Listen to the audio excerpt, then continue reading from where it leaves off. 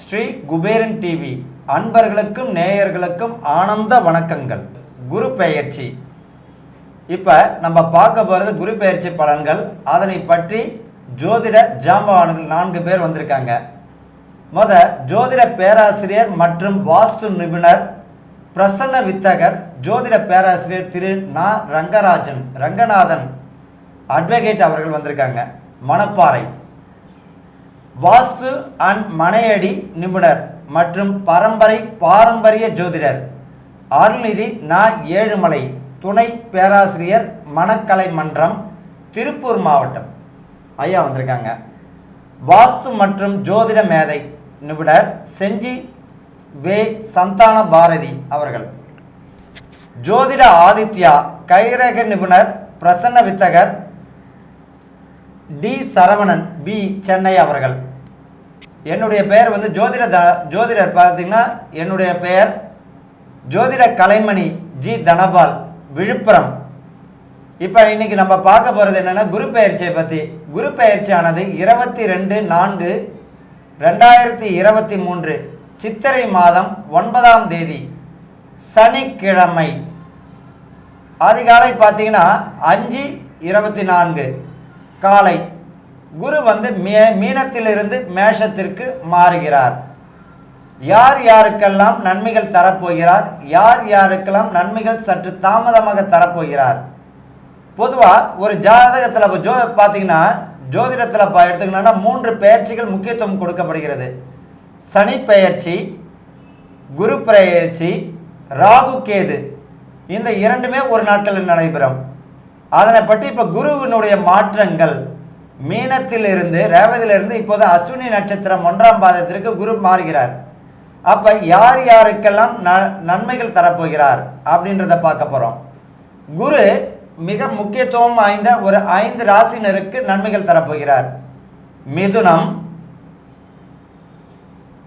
சிம்மம், துலாம், தனுசு, மீனம். அதாவது குருவுடைய பார்வை 2, 5, 7, 9, 11 ஆகிய இடங்களில் ராசிற்கு வரும்பொழுது சுப பலனை கொடுப்பார் என்பதை போல குரு யாருக்கெல்லாம் நன்மை தரப்போகிறார் அதனை பற்றி ஒரு சிறிய விளக்கமாக பிரசன்ன வித்தகர் திரு நே. ரங்கநாதன் அவர்கள் விளக்குவார். அனைவருக்கும் வணக்கம். இப்போ ஐயா சொன்ன மாதிரி குரு பகவான் இந்த 5 ராசிகளுக்கு நன்மைகளே செய்ய போகிறாங்க அப்படின்னு சொல்லியிருக்காங்க. இதுக்கு முதல்ல குரு பகவான் யார், அவருடைய கேரக்டர் என்ன அப்படின்றத நம்ம தெரிஞ்சுக்க வேண்டியிருக்கு. இந்த பொன்னவன் அப்படின்னு சொல்லக்கூடிய குரு பகவான் நன்மைகளை மட்டுமே செய்யக்கூடிய ஒரு கிரகம். அவர் தன்னை கெட்டாலும் கூட ஒரு ஜாதகருக்கு நல்லது செய்ய கடமைப்பட்டவராக அவர் திகழ்வார். ஏன்னா இவர் கெடுதல் செய்யவே தெரியாது. அதுதான் குருவுடைய கேரக்டர் அப்படிங்கிறது. குழந்தை போல மனசு, அதனால தான் குழந்தைக்கு குருவை காரகத்துவமாக வச்சுருக்காங்க. குழந்தை போல மனசுடைய ஒரு குரு பகவான்.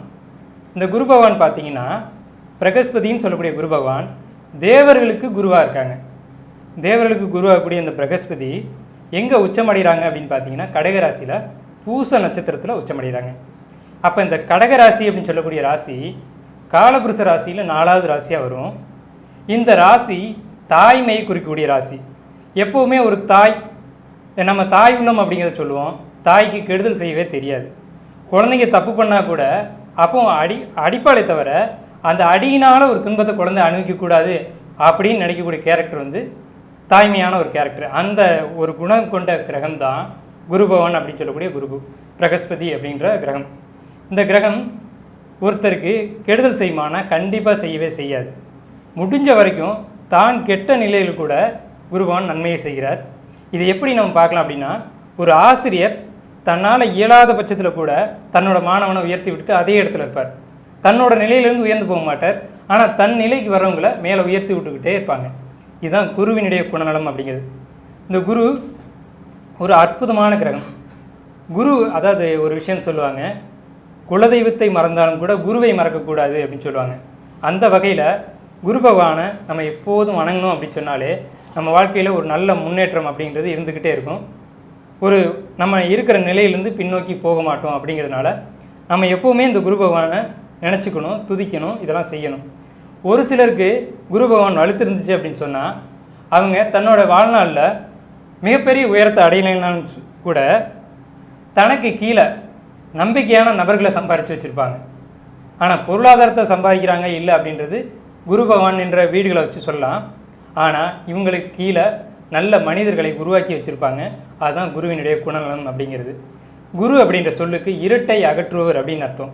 இப்போ ஜோதிடரும் குரு தான். இப்போ ஜோதிடரை பழிக்கவோ பகைக்கவோ கூடாது. ஏன் அப்படின்னா ஒரு இருட்டில் போகிறவங்களுக்கு கண்டிப்பாக ஒரு ஒளி தேவை. அந்த ஒளி இருந்தால் மட்டும்தான் அந்த பயணத்தை நம்ம கடக்க முடியும். அப்படிங்கிறதுனால குரு அப்படின்ற சொல் வந்து பிரகஸ்பதிக்கு கொடுத்துருக்காங்க. இருட்டை அகற்றுவர் அப்படின்னு சொல்லி கொடுத்துருக்காங்க. யாரெல்லாம் குரு அப்படின்னு பார்த்தோம் அப்படின்னா ஜோதிடர் ஒரு குரு, மதத்தை சொல்லிக் கொடுக்கக்கூடியவங்க ஒரு குரு, நல்ல வழிகாட்டி ஒரு குரு, ஆசிரியர் ஒரு குரு. இவங்களெல்லாம் நம்ம எப்போதும் மதிச்சுக்கிட்டே இருக்கணும். நம்மளால் முடியலைன்னா கூட இவங்களை பகைக்காமல் பழிக்காமல் நம்ம ஒதுங்கி போயிடணும். நமக்கு பிடிக்கலை அப்படின்னு சொன்னால் கூட நம்ம அவங்கள எழுத்து பேசாமையோ அவங்கள பகைச்சிக்காமையோ ஒதுங்கிட்டு போயிடுறது நல்லது. அப்படி முடியும் பட்சத்தில் நம்ம எப்போல்லாம் நம்மளால் முடியுதோ அப்போல்லாம் அவங்கள வணங்குறது வாழ்க்கையில் மிகப்பெரிய தோஷங்களை கூட நிவர்த்தி பண்ணி மிகப்பெரிய நன்மைகளை பண்ணும் அப்படிங்கிறது ஒரு உறுதியான விஷயம். இதுதான் குரு பகவானை பற்றின விஷயம். ஸோ குரு பகவான் தான் குழந்தைக்கு காரகர். இப்போ யாருக்கெல்லாம் குழந்தை இல்லைன்னு ஏங்குறாங்களோ அவங்கெல்லாம் குருமார்களை பார்த்து ஒரு ஆசீர்வாதம் வாங்கிக்கிட்டாங்கன்னா கண்டிப்பாக குழந்தை கிடைக்கும். அதில் எந்த மாற்றமும் கிடையாது. அதே மாதிரி குரு பகவானுக்கு காரத்துவங்கள் அப்படின்னு பார்க்கும்போது தனக்காரகன் அப்படின்னு கொடுத்துருக்காங்க. ஏன் தனக்காரகன் கொடுத்துருக்காங்க அப்படின்னா அவர் காலபுருஷ ராசியில் 9க்கும் 12க்கும் முடிவர். இப்போது காலபுருஷ ராசியின் 9ஆம் பாவம் அப்படிங்கிறது தந்தையை சொல்லக்கூடிய பாவம். தந்தை தான் குடும்பத்துக்கு பொருளாதாரத்தை ஈட்டி கொடுக்கக்கூடியவர். தந்தை தான் ஒரு குடும்பத்தை தாங்கக்கூடியவர். அதனால தான் குரு பகவானை காலபுருஷ ராசியில் 9வது ராசியில் கொண்டு போய் இந்த ராசி மண்டலத்தில் அமைச்சிருக்காங்க. ஸோ அப்போ தந்தையை மதிக்கிறது மிக முக்கியமான விஷயம் குரு பகவானுடைய ஆசீர்வாதம் வாங்கிறதுக்கு. அதே மாதிரி நம்ம கோயில் திருப்பணி செய்கிறதுக்கு குரு பகவானுடைய சப்போர்ட் அப்படிங்கிறது கண்டிப்பாக வேணும். நம்மளால் முடியல அப்படின்ற பட்சத்தில் தாய் தந்தையை வணங்கினாவே போதும், மிகப்பெரிய தோஷங்கள் கூட நிவர்த்தியாகி மிகப்பெரிய முன்னேற்றங்கள் கிடைக்கும். அதுக்கு காரணமான கிரகம் குரு பகவான் தான் அப்படின்ற ஒரு விஷயம் இருக்குது. இப்போ மிதுன ராசியில் பார்த்தீங்கன்னா குரு பகவானானது தன்னுடைய ராசிக்கு 3ஆம் இடம் சிம்மத்தை பார்க்கிறார். அதாவது குரு பகவான் தன்னுடைய மிதுன ராசிக்கு 3ஆம் இடத்தை சிம்மத்தை பார்க்கிறார். 5ஆம் இடமான துலாமையும் பார்வை செய்கிறார். 7ஆம் இடம், அப்போ 7ஆம் இடம் கலத்திரஸ்தானம், 7ஆம் இடத்தையும் தனுசையும் பார்வை செய்கிறார். அப்போ இந்த வருஷம் ரொம்ப ரொம்ப நல்ல பலன்களை அள்ளி குவிப்பவர்கள் யார் அப்படின்னு பார்த்தீங்கன்னா மிதுன ராசிக்காரர்கள் தான். என்னங்க முதவே எங்களை மிகுந்த அல்லோல் படுத்திடுச்சு, கடன் பிரச்சனை, உத்தியோக பிரச்சனை, நல்ல வேலையில் இருந்தேன் வேலை போயிடுச்சு, வீடு வச்சுருந்தேன் வீடு அடமானம் போட்டுட்டேன், இப்போ சேல்ஸ் ஆகிடுச்சு, குடும்ப பொறுப்புகள் மிக மிக அதிக அளவில் ஆகிடுது, சிலர் சம்பாத்தியத்துக்கு ஆசைப்பட்டுன்னு இருக்கிற வேலையும் போயிடுது, இப்படியெல்லாம் எண்ணற்ற துன்பங்களை நீங்கள் அனுபவித்தீர். இப்போ அந்த பிரச்சனைலாம் வராது, கிடைக்கக்கூடிய வேலையில் போய் நுழைஞ்சிடுங்க. இந்த வருடம் உங்களுக்கு நல்ல பலன்களை அள்ளி கொடுக்க போகிறார். காரணம் என்ன அப்படின்னு பார்த்தீங்கன்னா அட்டம சனி உங்களை விட்டு ஜனவரி மாதம் விலகிடுச்சு. ஆட்டி படைச்சிக்கிட்டு இருந்த அஷ்டம சனி பெரும்பாலும் விலகிட்டாலே உங்களுக்கு நல்லா தானே இருக்கும். அப்போ சிம்ம வீடு, இந்த சம்பாத்திய காரகன் என்று சொல்லக்கூடிய இடம் எது அப்படின்னு பார்த்தீங்கன்னா ஒரு ஜாதகத்தில் பார்த்தீங்கன்னா சிம்மம் தான். சிம்மத்தில் சூரியன் இருந்தாலும் சிம்மத்தில் குருவலயம் என்று சொல்லக்கூடிய குரு பகவான் இருந்தாலும் அல்லது பார்வை செய்தாலும் முயற்சிகள் உங்களுக்கு எளிமையான முறையில் பலனை அள்ளி கொடுத்து விடுவார். ஆக மொத்தத்தில் நீங்கள் அப்ளிகேஷன் போட்டால் கிளிக் ஆகிடும். அரசு ஜீவனத்துக்கு வேலைக்கு ரொம்ப முயற்சி செஞ்சினாலும் உங்களுக்கு சக்ஸஸ் ஆகிடும். அப்போ முயற்சிகள் எளிமையான முறையில் பலனை அள்ளி கொடுக்கிறார் இந்த மிதுன ராசிக்காரர்களுக்கு. அதே போல் குழந்தை பாக்கியம் 5ஆம் இடத்தையும் பார்வை செய்கிறார். அப்போ 5ஆம் இடத்தை சொல்லக்கூடிய, அதாவது ராசிக்கு 5ஆம் இடம் குரு துலாம பார்வை செய்கிறது மிக சிறப்பு. அப்போ மருத்துவ ரீதியான முறையில் குழந்தை தாமதம் தடை தாமதம் ஏற்பட்டு கொண்டிருந்தவங்களும் மருத்துவ சிகிச்சை செஞ்சுன்னு இருக்கிறவங்களுக்கு பலனை அள்ளி கொடுக்க போகிறார். குழந்தை பாக்கியம் இந்த வருஷம் கொடுத்துடுவார், பயப்பட வேண்டாம். அதே போல் திருமண பாக்கியங்களை தட்டிக்கின்றே போனவங்களுக்கு திருமண பாக்கியம் உள்ளூரில் கூட இருந்தாலும் ஆச்சரியப்படுறதில்லை. பக்கத்தில் உள்ளூர்லேயே லோக்கல்லையே பார்த்தீங்கன்னா அவர் இருக்கக்கூடிய இடம் 30 கிலோமீட்டர் 40 கிலோமீட்டருக்குள்ளேயோ இருக்கக்கூடிய இடங்களிலிருந்து வரங்கள் வருவது, வடக்கு கிழக்கு நோக்கி செய்திகள் வருவது, அம்மன் லட்சுமி கொண்ட பெயரில் வந்து பொண்ணு அமைவது, இல்லைன்னா முருகன் பெருமாள் கொண்ட பெயரில் வந்து இவருக்கு கணவன் அமைவது, இந்த மாதிரியான ஒரு சிறப்பான ஒரு பலன்களை அள்ளி கொடுக்க போகிறார். ஆக மொத்தத்தில் பார்த்தீங்கன்னா இந்த மிதுன ராசிக்காரர்களுக்கு 80% குறையாமல் நற்பலன்கள் நடக்கும். ஆனால் ஒரு விஷயத்தை புரிஞ்சுக்கணும், வேலை ஏற்கனவே விட்டவர்கள் இந்த வருடம் அந்த வேலையை ஏதோ ஒரு வேலையில் போய் நுழைஞ்சு சம்பாதிக்க வழிபடுங்க. அப்போ தான் உங்களுக்கு அதனுடைய கண்டினியூஷன் வந்து நல்லாவே இருக்கும். இப்போ ஜோதிட பேராசிரியர் அவர்கள் ரங்கநாதன் ஐயா வந்து மிதுன ராசிக்குரிய குரு பெயர்ச்சி பலன்களை பற்றி விளக்கப் போகிறார். குருவே துணை. இப்போது நம்ம மிதுன ராசிக்கு குரு பெயர்ச்சி பலன்கள் 2023 இதை நம்ம பார்க்குறோம். மிதுன ராசிக்காரங்களான நீங்கள் உங்களுடைய கேரக்டர் முதல்ல பார்த்துருவோம். மிதுனம் அப்படிங்கிறது காலபுருஷ ராசியில் 3வது ராசி. 3வது ராசி அப்படின்றது கம்யூனிகேஷனை குறிக்கக்கூடிய ராசி. அது தொலைத்தொடர்புகள். தொலைத்தொடர்பு அப்படிங்கிறது நண்பர்கள், இது மாதிரி நம்ம யார்கிட்டையாவது பேசிக்கிட்டே இருக்குது. இப்போ நீங்கள் எப்படி இருப்பீங்கன்னா, ஃபோன் பண்ணோன்னா ஒரு வார்த்தையில் ஒரு விஷயத்த சொல்லி முடிக்க உங்களுக்கு தெரியாது. ஒரு வார்த்தையில் சொல்ல வேண்டிய விஷயத்த 1 மணி நேரம் பேசுவீங்க. எதுக்காக பேசணுன்றதை மறந்துட்டு அடுத்த விஷயத்தை பற்றி பேசிகிட்டு இருப்பீங்க. உங்களுடைய கேரக்டர் இதுதான். ஏன்னா மிதுன ராசி ஒரு காற்று ராசி. இருக்கிறது மனசில் இருக்கிறது பூரா கொட்டி தீர்த்துருவீங்க. சில நேரங்களில் இல்லை, பல நேரங்களில் கூட நீங்கள் பேசுறதுனால நிறைய வம்பு பிரச்சனைகள் இதெல்லாம் வந்தே தீரும். நீங்கள் பேச்சை குறைக்கிறதே உங்களுக்கு பரிகாரமாக இருக்கும் அப்படிங்கிறது என்னுடைய கருத்து. அதிகமாக பேச வேண்டாம். அதிகமாக பேசுனதுனால இந்த அஷ்டமணி சனி காலத்தில் என்னென்னலாம் சந்திச்சுப்பீங்கன்றது உங்களுக்கே தெரியும். தேவையில்லாத பிரச்சனை, தேவையில்லாத வம்பு வழக்கு, வேலை செய்கிற இடத்துல வந்து துரத்தி விட்டது, இந்த மாதிரியான விஷயங்கள்லாம் எங்கேருந்து வந்தது அப்படின்னா உங்களுடைய பேச்சினால் வந்தது இந்த அஷ்டமச்சனி காலங்களில். அப்போ இந்த அஷ்டமச்சனி காலங்கள் எதுக்காக வருது அப்படின்னு பார்த்தீங்கன்னா, நீங்கள் செய்யக்கூடிய தவறுகளை நீங்கள் உணரணும், நீங்கள் ஓய்வு எடுக்கணும் அப்படிங்கிறதுக்காக தான் இந்த அஷ்டமச்சனி. அஷ்டமச்சனி காலங்களில் வேலை பறிபோகும், நிச்சயமாக போயிருக்கும், போகாமல் இருந்திருக்கே இருக்காது. ஒரு 10 நாளாவது வேலையை விட்டுட்டு வீட்டில் உட்காந்துருப்பீங்க. எதுக்காக இந்த காலகட்டம் அப்படின்னா, நீங்கள் யார், நீங்கள் என்ன செய்யணும், அடுத்து நீங்கள் என்ன மூவ் பண்ணணும் அப்படிங்கிறத இறைவன் உணர்த்துறான். ஒரு ஓய்வு தேவை, உடலுக்கும் மனசுக்கும் ஓய்வு தேவை. அந்த உடலும் மனசும் ஓய்வு எடுக்கும்போது தான் மிக பிரம்மாண்டமான திட்டங்களை தீட்டுறதுக்கு தயாராகுது. அதுக்கான காலகட்டங்கள் உங்களை நெருங்கி வந்து போயிடுச்சு. அப்போ அஷ்டமச்சனி வந்துச்சு, கழுத்தை நெருக்கிற மாதிரி கஷ்டங்கள் வந்துச்சு அப்படின்னு புலம்புனவங்களுக்கெல்லாம் அஷ்டமச்சனி முடிஞ்சிருச்சு. உங்களுடைய ராசிக்கு 9ஆம் வீட்டில் சனி வந்துட்டார், ஆட்சி பலம் ஆகிட்டார். உங்கள் ராசிக்கு பாக்கியாதிபதியான சனி பாக்கியஸ்தானத்துக்கு வந்துட்டார், நல்லதே செய்ய போகிறார். இந்த 2.5 வருஷமும் உங்களுக்கு நல்லது மட்டும்தான் செய்வார். குறிப்பாக இழந்த கௌரவங்களை மீட்டு கொடுப்பார், பதவியில் உட்கார வைப்பார். எதுக்காக இந்த வேலை போகணுன்னு நீங்கள் யோசிக்கிறீங்களா? அடுத்து நல்ல இடத்துல நீங்கள் வேலைக்கு அமரணும் அப்படிங்கிறதுக்காக இந்த வேலை போயிருக்கு. ஸோ வேலை போயிடுச்சுன்னு புலம்ப வேண்டாம். கடந்த காலகட்டங்களில் கடகராசி இருதயத்தை கொடுக்கக்கூடிய ராசி. மிதுன ராசிக்காரங்களுக்கு 2வது ராசி கடகராசி. சனி அங்கேருந்து 7ஆம் பார்வையை பார்த்தாரு. ஏகப்பட்ட மிதுன ராசிக்காரங்களுக்கு இருதயத்தில் பிரச்சனை வந்தது உண்மை. இது உங்களுக்கே தெரியும். அப்போ இதுக்கு மேலே உடம்பை எப்படி ரெடி பண்ணுறது, எப்படி ஓய்வு எடுக்கிறது, உடம்பை புதுசாக தயார் பண்ணிக்கிட்டு நம்ம எப்படி உழைக்கிறது அப்படிங்கிறதுல மட்டும்தான் உங்கள் திட்டம் இப்போதைக்கு இருக்கும். உங்களுடைய திட்டங்கள் எல்லாமே இந்த 2.5 ஆண்டு காலங்களில் செயலாக மாறப்போகுது, வெற்றியை தரப்போகுது. சனி பகவான் கர்மகாரகன். நீங்கள் பிறந்த கர்மாவை கழித்து தான் ஆகணும். கழிச்சிட்டிங்க, இந்த 2 வருஷத்தில் கழிச்சிட்டிங்க, அஷ்டமச்சனி காலத்தில் கழிச்சிட்டிங்க. இப்போ பாக்கியஸ்தானத்தில் சனி, மிகப்பெரிய நல்ல விஷயங்கள் எல்லாம் இந்த காலகட்டத்தில் நடக்கும். நம்ம இப்போ குரு பெயர்ச்சியை பற்றி பார்க்குறோம். ஏன் சனியை பற்றி பேசுகிறீங்க அப்படின்னா, நம்ம வருட கிரகங்களான குரு, சனி, கேது இவங்களை வச்சு தான் நம்ம பலன் பேச முடியும். தனித்து குருவை மட்டும் வச்சு பலன் பேச முடியாது. அப்படியே நீங்கள் குருவை எடுத்துக்கிட்டாலும் இந்த குரு பகவான் மிதுன ராசிக்கு ஆகாத முதல் கிரகம்.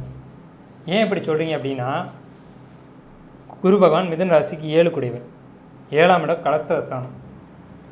அவரே பாதகாதிபதி. மிதுன ராசிக்கு பாதகாதிபதி முதல் தரமான கெடுபலனை கொடுக்கக்கூடியவர். குரு பகவான் உங்களுக்கு கெடுதல் கொடுக்கறதுக்காகவே கடமைப்பட்டவர், ஆனால் கெடுதல் செய்ய மாட்டார். நான் ஏற்கனவே சொன்ன மாதிரி குரு பகவான் தான் கெட்ட நிலையில் கூட கெடுதலை செய்ய மாட்டார்.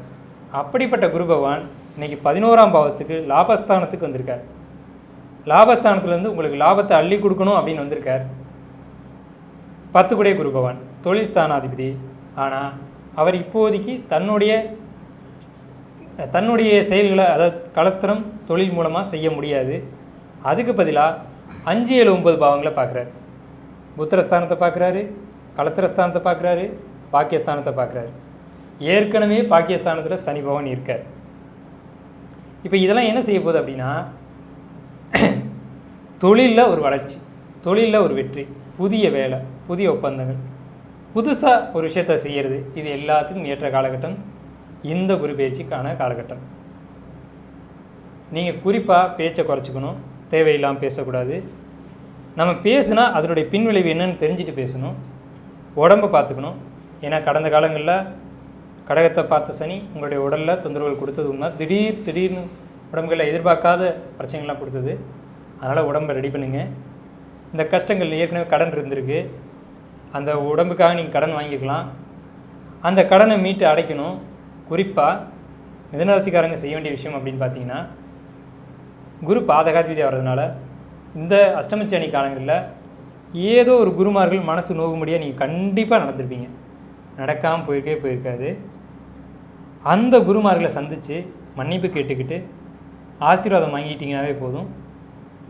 இந்த 2.5 வருஷ காலகட்டமும் இந்த குரு பயிற்சி காலகட்டமும் உங்களுக்கு மிகப்பெரிய அதிர்ஷ்டத்தை கொடுக்கும் அப்படிங்கிறது என்னுடைய ஒரு சிறிய கருத்து. நன்றி. அருமையாக ஐயா சொன்னாங்க, ரங்கநாதன் ஐயா. இந்த மிதுன ராசிக்காரர்களுக்கு ஒரு பிரச்சனையும் சிறப்பு என்ன அப்படின்னா, நல்லது வந்தாலும் ரெட்டையாக வரும், கெட்டது வந்தாலும் ரெட்டையாகவே தான் வரும்.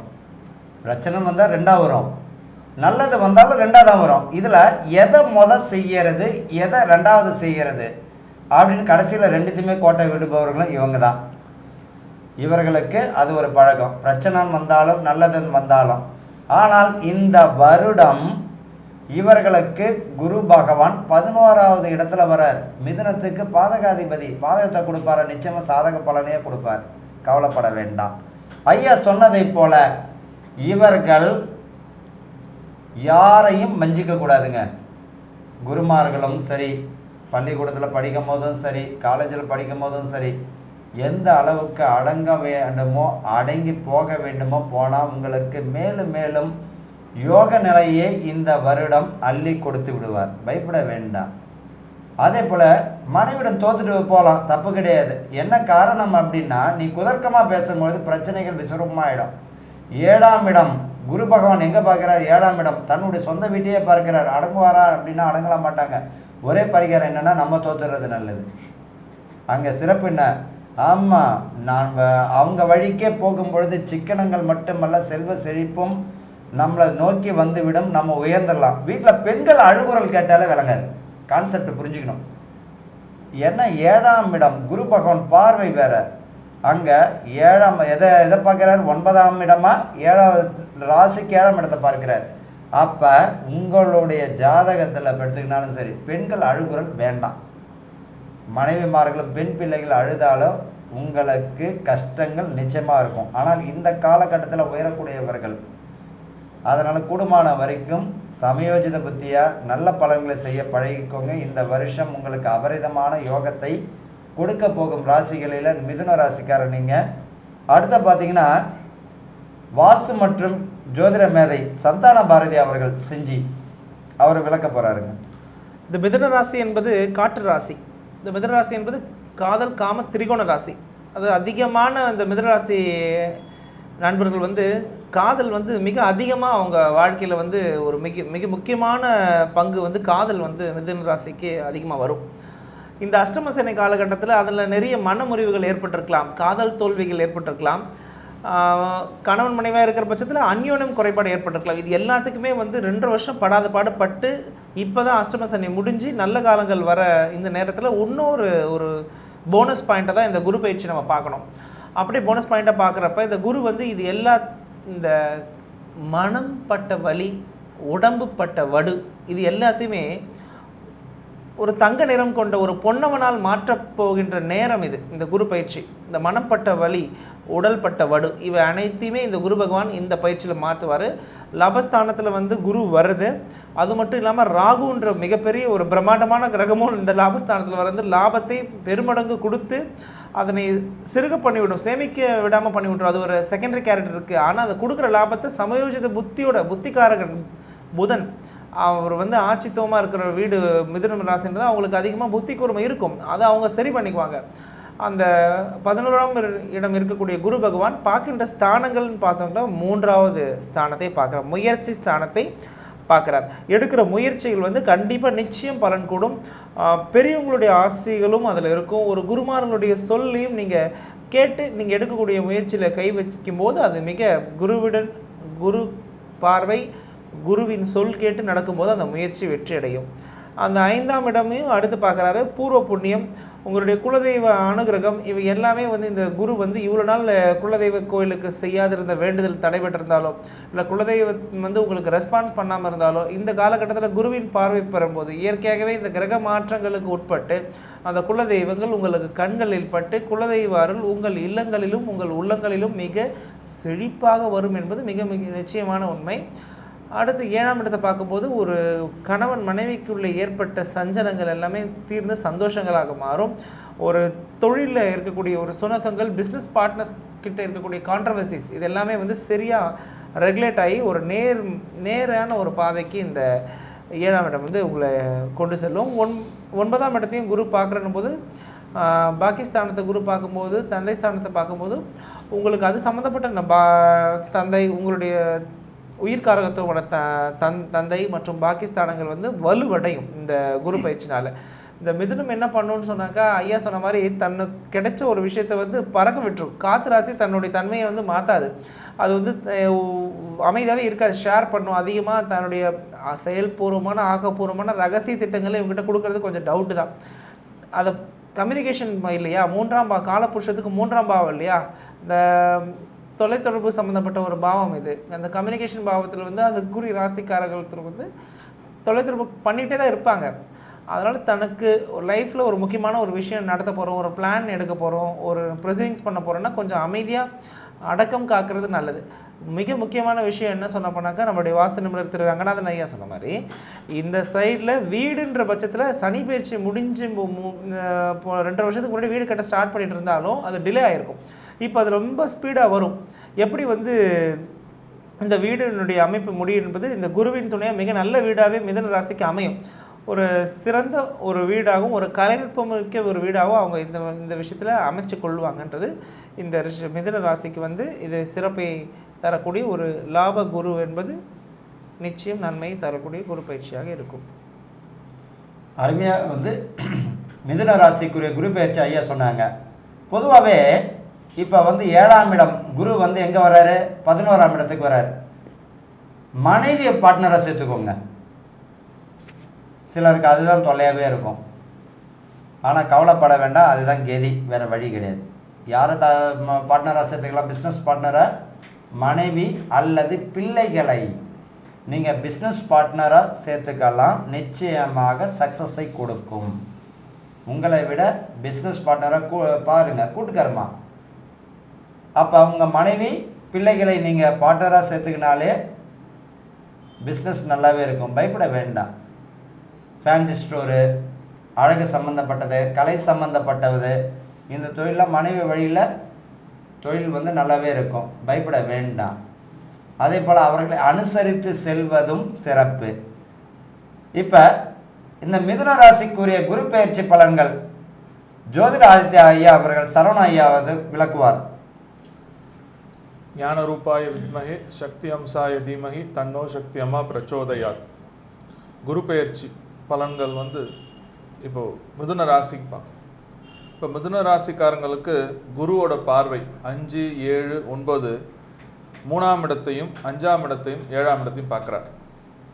ஆனால் இந்த ராசிக்காரர்களுக்கு குரு லாபகுருவாக இருக்கார். அந்த லாபகுருவாக இருந்து அது 11ஆம் இடத்துல வர்றதுனால அவங்களுக்கு முதல் பார்க்க வேண்டியது அவங்களோட மூத்த சகோதரர்கள்.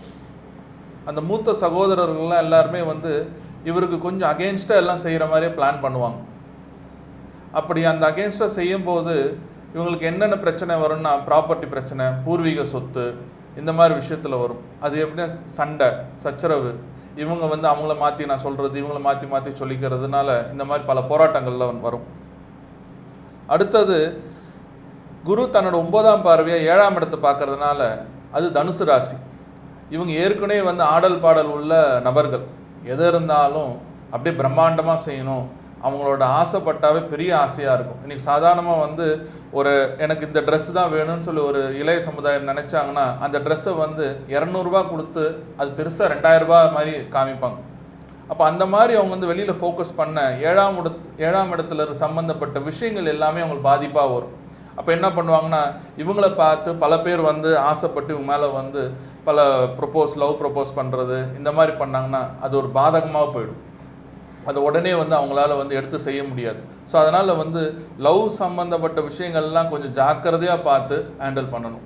தப்பான முடிவு எடுத்துட்டு அது போராட்டத்தில் போய் முடிய வேண்டிய ஒரு சூழ்நிலையாக மாறும். அது அவங்க பெற்றவங்களுக்கும் அவங்கள சுற்றி இருக்கிறவங்களுக்கும் எல்லாருக்கும் பிரச்சனை கொடுக்கும். அது இல்லாமல் குரு தன்னோட 7ஆம் பார்வையாக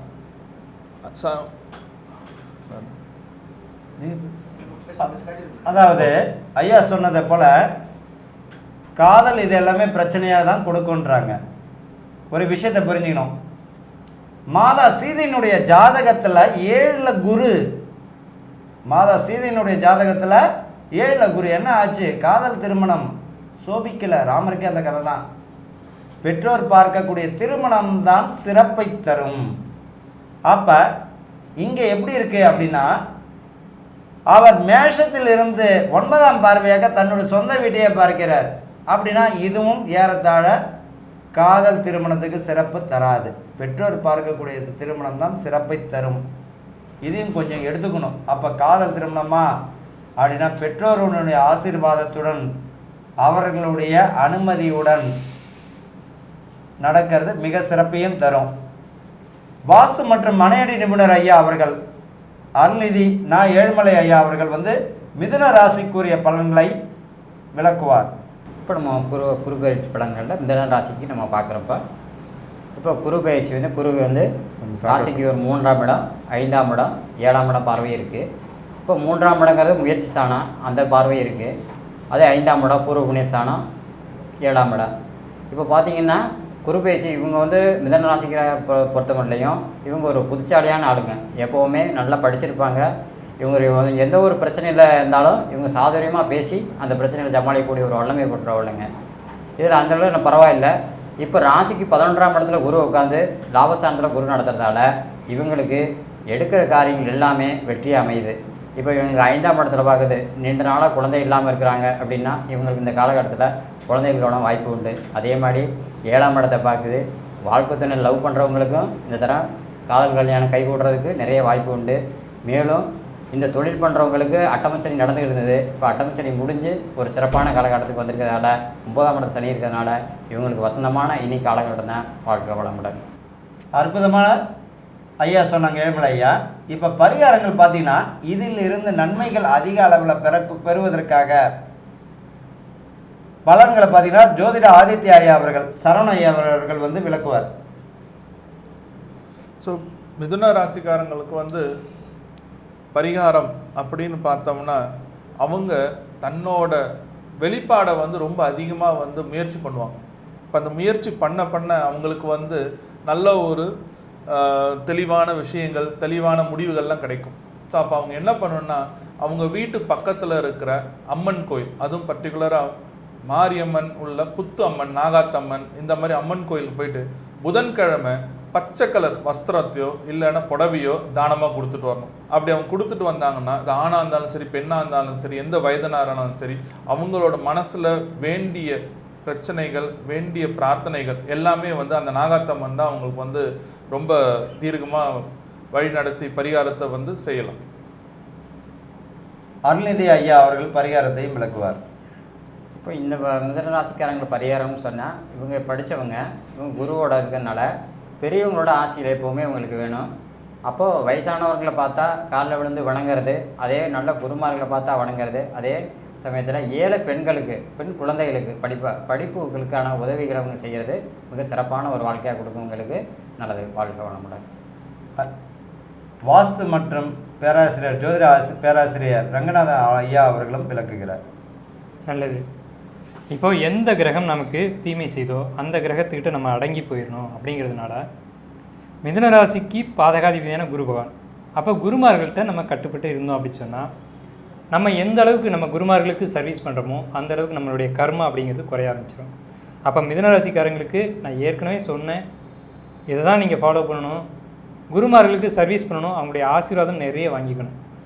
ஏன் நீங்கள் மிதுனராசியில் பிறந்திருக்கீங்க அப்படின்னா கடந்த பிறவிலேயே குருமார்களுக்கு ஏதோ தொந்தரவுகள் செஞ்சிட்டீங்க. அந்த தொந்தரவில் அது இப்போ கர்மாவாக உங்களுக்கு பதிவாயிடுச்சு. அதனால் குருமார்களுக்கு நீங்கள் சர்வீஸ் பண்ணுறதோ அல்லது ஆசீர்வாதம் வாங்கிக்கிறதோ ஏதாவது ஒரு வகையில் நீங்கள் அவங்கள்ட்ட வந்து பிளஸ்ஸிங்கை வாங்கிக்கிட்டே இருந்தால் தான் உங்களுடைய கர்மா குறையும். குறிப்பாக அதிகமாக பேசக்கூடாது. அதிகமாக பேசுவது, ஏன்னா இப்போ சார் சொன்ன மாதிரி இவங்க கம்யூனிகேட் பண்ணிக்கிட்டே இருப்பாங்க. அதிகமாக இவங்களுடைய செயல்பாடுகளை வெளியில் காமிச்சிக்கிட்டே இருப்பாங்க. இவங்க செயல்பாடுகளை வெளியில் காமிக்காமல் இருக்கிறது கூட நல்லது. ஏன்னா இப்போ மிதுனராசிக்காரங்க என்னென்னா இன்னொரு துணை நபர் இல்லாமல் இருக்கவே முடியாது. அப்போ யாரோ ஒருத்தரை சந்திக்காமல் இவங்களால் தனிமையில் இருக்க முடியாது. இது உங்களுடைய மிகப்பெரிய குறை. யாரையாவது பார்க்கணும், ஏதாவது பேசணும். அப்போ என்ன நடக்கும்? ஏதோ ஒரு பிரச்சனைகள் சச்சரவுகள் வரத்தான் செய்யும். இதை இவங்க குறைச்சிக்கணும். இப்போ மிதுனராசிக்கு 2 கூடவன் சந்திரனாக வர்றார். அப்போ இவங்க பேச்சு எப்படி இருக்குன்னா சலசலன்னு இருக்கும். ஏதாவது அந்த தண்ணி மாதிரியே பேசுவாங்க. ஒரு தெளிவான ஸ்டாண்டர்டாக பேச தெரியாது உங்களுக்கு. ஸோ இந்த பேச்சுவார்த்தைகளை கட்டுப்படுத்திக்கிறதும் குருமார்களுடைய ஆசீர்வாதம் வாங்கிறதுக்கும், இப்போ குருன்னு சொல்லக்கூடியது வந்து யானையை குறிக்கும். அப்போ இவங்க ஒரு யானை முடி மோதிரம் போட்டுக்கலாம், யானைக்கிட்ட ஆசீர்வாதம் வாங்கிக்கலாம், அல்லது யானைக்கு ஏதாவது வாங்கி கொடுத்து அதோட ஆசீர்வாதம் வாங்கிக்கலாம். இந்த மாதிரி செஞ்சுக்கிறது தான் மிதுனராசிக்கான பரிகாரமாக என்னுடைய கருத்தை நான் பதிவு செய்கிறேன். நன்றி, வணக்கம். ஸ்ரீ குபேரன் டிவியை பார்த்தமைக்கு நன்றிகள். மேலும் இது போன்ற தகவல்களை தெரிந்து கொள்ள ஸ்ரீ குபேரன் டிவியை சப்ஸ்கிரைப் செய்யுங்கள். மறக்காமல் பெல் ஐக்கானை கிளிக் செய்யுங்கள்.